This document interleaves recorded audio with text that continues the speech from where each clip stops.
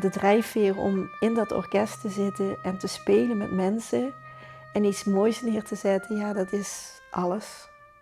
Want anders zit ik hier maar op die bank en is het wereldje heel klein. En als je af en toe zoiets mag meemaken, ja, dat raakt je. 50-plussers uit het hele land strijden op tv om een plek in het professionele Max Orkest. En Davida Scheffers uit Heidhuizen heeft een plekje weten te bemachtigen. Dat is voor de hoboïste een extra bijzondere prestatie, want ze leeft al jaren met reuma. Uit het niets krijg je dan te horen van, ja, je bent het, je hebt de stoel. En je weet dat er maar één stoel is. En dat is uniek. Dat is een compliment voor heel hard werken.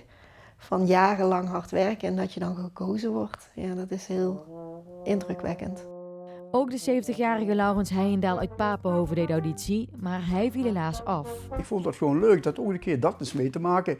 En je zit allemaal onder leeftijdsgenoten die allemaal hetzelfde ervaren, dezelfde spanning, dezelfde interesses. Ik denk, nou, dat ga je doen, dat vind ik wel chic. Als dat ook zou lukken, dan was dat heel mooi geweest.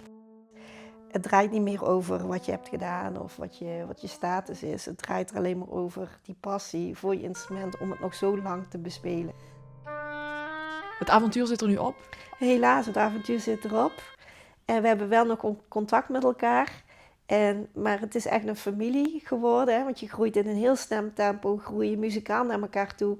Maar je groeit ook als mensen naar elkaar toe. Er ontstaan vriendschappen en je mist elkaar. Het is echt een Max-familie.